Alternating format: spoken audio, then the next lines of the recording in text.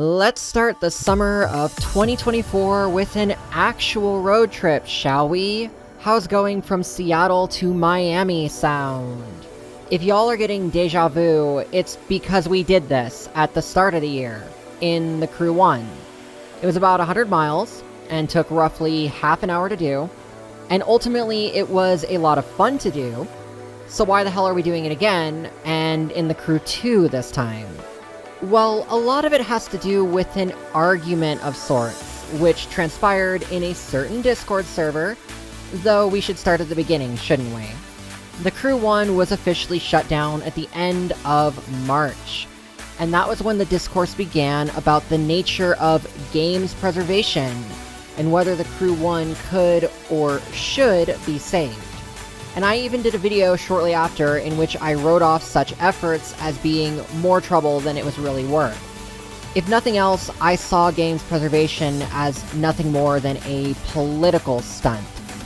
Some of y'all certainly didn't take kindly to that, if the dislikes on that video were any indication. Fast forward about 2 months, and a hobbyist group known as the Crew Unlimited broke out onto the scene. They had been able to recreate the servers for the Crew 1, allowing unmodified copies of the game to potentially re-log in at some later date. That said, not every feature is currently available, and they can't say for certain if every feature will be made available, but the group is ambitious and hopes to not only make the game available to anyone who legally bought the game, important distinction there, but to even potentially make the game available offline. And boy, oh boy, is there a lot to unpack with that effort. But getting back to the nature of the argument that I had. I joined the server recently to get some more information, and also just to chat about the series in general. I'ma just point out the amount of shit talk about every Crew game is so pervasive in that server. It really makes me wonder why they're doing this at all, if they all genuinely hate the series as much as they claim to. And nothing speaks more of this fact than the shade thrown on the Crew 2, which obviously is the sequel to the Crew 1. And the argument was me talking about how the Crew 2 is more dense than the Crew 1, from a driving standpoint, obviously. To which the owner of the server, Whammy4, accused me of being on some kind of drug. And so, I ended up making this video as a response. Y'all caught up now? That all makes sense? Good, because I am serious about this. I have my own criticisms of the Crew 2, but even I can admit this game has more emphasis on driving across the country than its predecessor did. Like, outside of the locations featured in the Crew 1's main story, there's a lot of areas you almost never go to, and so not a lot of care was put into building those places out. To that end, you'll notice the distances between locations and landmarks varies wildly between the two games. There are some areas where they sync up, but other areas take more or less time to get to in one game versus the other. And yes, I am traveling at different speeds in both runs, but ultimately the distances from Seattle to Miami are more or less consistent, with everything in between being shuffled around. Now, that isn't to say that some things from the Crew 1 aren't omitted from the Crew 2. I mean, that is true. Specific landmarks like prisons, military bases, even some windmills and whatnot, they've been removed.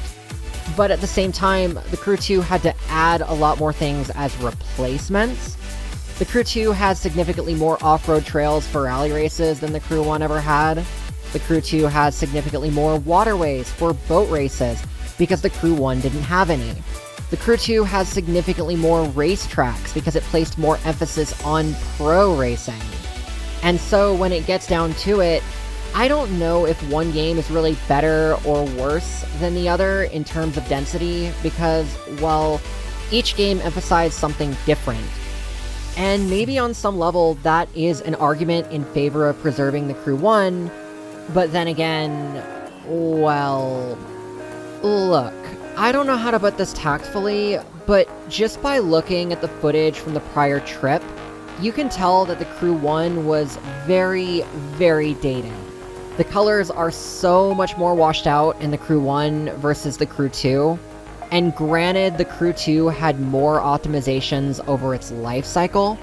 I'll certainly grant that, and I'll even grant it's still not nearly as crisp or as beautiful as the Crew Motorfest is. The biggest downside to the Crew 2, however, is the sameness of the assets used across the US map. There is much less variety in the flora and vegetation of the Crew 2 compared to the Crew 1, and the Crew 1 also had more emphasis on seasons, more or less. The northeast being fall, the south being summer, the mountains being winter, and the west being spring. Whereas with the Crew 2, it's like summer all year round in every region of the map. And so, there is a part of me that's like, sure, if the Crew 1 had a fresh coat of paint, so to speak, it could still visually blow the Crew 2 out of the water, but it really is a 50-50 the more I look at these two games. But again, the thing that's more important than the environment aesthetic is, well, the roads you are driving on. And the Crew 2 definitely has an upgrade there. Many roads were upgraded, widened, better paving, better striping.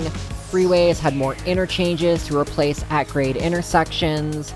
You'll certainly see that as we get further and further into this trip.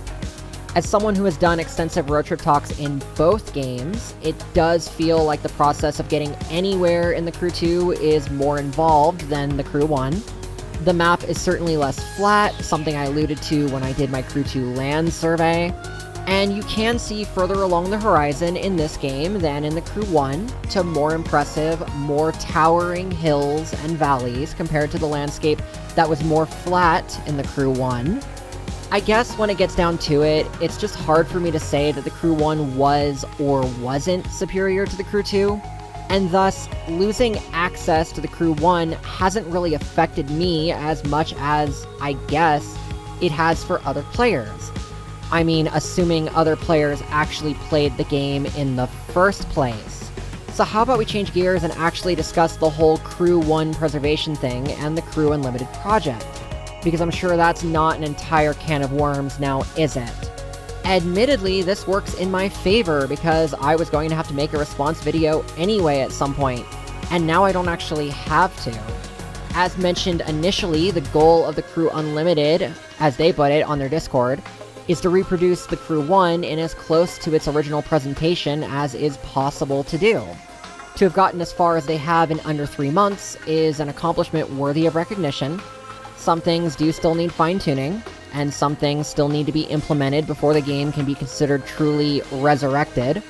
Though credit where it's due, the people at the heart of the project have done an amazing job so far. And like Eric Sue once said, I don't mind being proven wrong. But, mind you, I wasn't proven wrong about everything.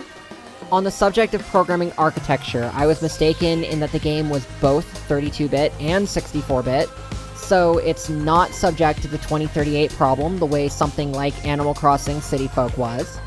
I was also mistaken in believing the traffic in the game was server-side. It is actually client-side with a geofence that randomly spawns in and out traffic in various arrangements. Now, this doesn't explain why traffic suddenly disappeared for players who stayed on the Crew 1 after the server shut down. Whether there were other dependencies built into the server arrangement remains to be seen, and I wasn't able to get an answer for this yet. Though, in seeing the traffic implemented in the Crew Unlimited, I did notice some issues of cars not quite behaving the way they do in the game, but likely that will be fixed sooner or later. And it does seem like even the server time and the weather are all working consistently in the Crew Unlimited. Player awards are also unlocking the way they're supposed to. I mean, it really does seem like they will be able to pull everything off. I can admit that. On the other hand, some things are still missing an answer. Faction races and faction PvP still need to be implemented, and let's be real, that's the actual reason for preserving the game, not the main story itself. The story in the Crew 1 was lacking in terms of content, and it was more fun to get into those hour-long or 3-hour-long races. Leaderboards also haven't been implemented yet, and as I said in my video on the subject, everyone is going to be starting from 0. That's just how it be. No word yet on how players will connect to each other, and while it might be possible to get console players onto the game with DNS shenanigans, it's not a priority. So, at this time, that's really all anyone can say about the Crew Unlimited, I suppose. Ambitious, possible to preserve the game in its original form, and if they can make it to where anyone who legally bought the game can hold onto their purchase, that's a noble cause. Of course, there is the matter of the elephant in the room. So, what about players who never bought the game legally? I think there's an irony in that a lot of the proponents of games preservation make the backbone of their argument for people who never got to buy the game.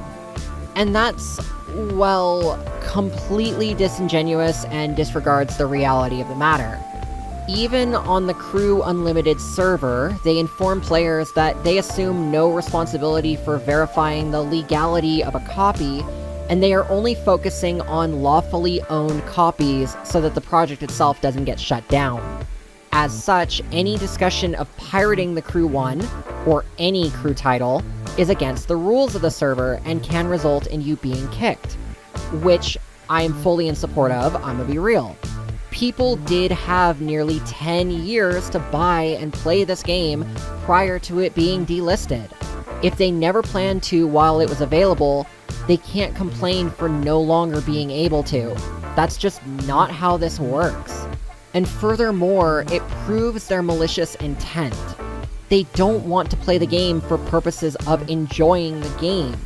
A lot of these game preservationists want to play the game specifically as a take that to Ubisoft and Ivory Tower. I was fully aware of this from day one, you know, when you had someone like SOG calling it Ubislop because his entire point was, well, it's terrible and irredeemable as a product, but at least I have the right to pick it up at any point in the future with no expiration date, and no, you don't. And more to that, why do people want experiences to last forever? It's a lot like the idea of Steam libraries not being transferable when a person kicks the bucket. Why do you care? You're not alive anymore. Why do you care if your next of kin has access to those games or not? And why would you care if humanity or some alien race has access to those games in the year 2500, for frick's sake? How many things in human history are just gone? Works of art and culture that just couldn't be preserved. It's only as tragic as you make it out to be. Hell, I want my videos to outlive me, but that doesn't mean they'll be on the internet forever. At some point, the data will be lost and all cease to exist. Oh well. I'll be so far gone at that point that I won't even care. So, yeah, I don't really get it at all, even now. But more than that, even if the Crew Unlimited is successful and they manage to restore the game enough that people with licensed copies can reboot into the game, access the title screen, and then log into the overworld map, there is one more problem that not even they can solve. It's the Ubisoft video policy. Streamers and videographers, such as myself, are bound to this policy when uploading content of games Ubisoft holds the IP rights to. Thus, showing footage of a game that's been bootlegged can result in videos being taken down. And while some creators don't care about that, I mean, I do. I want to play by the rules, even if I don't always agree with the rules. Maybe in the future things will be different. Maybe in the future there will be more legal precedent for the kind of action being taken by the folks over at the Crew Unlimited. But until that time, I mean, what can you really do? Look, I don't know. Maybe I just don't get it. Maybe I don't understand the gamer mindset. But when I look back at my experiences with the Crew 1, I already got everything I wanted out of that game. And I didn't spend full price for the game. With both the Crew 1 and the Crew 2, I spent under $15 each on their deluxe or complete editions respectively. I got over 100 hours of content from each of them, so I can let the Crew 1 go. And a lot of these gamers, they can't seem to do that. For a game that, to this day, they openly criticize. Like, going on that server and seeing the discourse of how Wild Run and Calling All Units supposedly ruined the game, Again, I don't really know or care. And when The Crew 2 inevitably shuts down, I'll have gotten what I want out of it by then also. Hell, I don't have a problem doing road trip talks in this game because it still looks damn good if you can ignore the stupid visual problems on the Xbox One X. I should buy a PC copy when it's on sale, and that'll happen eventually, I'm sure. But anyway, by this point in the video, there's really no comparison to be made. Each game was better in some things and worse in others, and really, if Ubisoft wanted to fix everything all at once, their best option would be to make a Crew Remastered, which takes all the best parts of both games and rebuilds them in the same new engine as the Crew Motorfest is using. Again, the whole conversation is just above my pay grade. And really, I suppose it was all to waste away the past 20 minutes or so of what's supposed to be a 30-minute video, assuming we're even that far in. And I'm sure 90% of people have already tuned out of the video anyway by this point. I don't know, unless you like my voice. There's always that angle of things. So for those of you who have stuck to the latter half of the video, first of all, thank you. Second of all, I want to use this time to talk more of the summer schedule and things I've got planned. By the time this video has come out, we've already gotten through our first episode of NFS Rivals and the recap short. I'm hoping the weekly format will keep people engaged, and then in the fall, I'll likely move from 3 videos a week back to 5. It'll be Tuesday, Thursday as a set, and then Wednesday, Friday will be another set.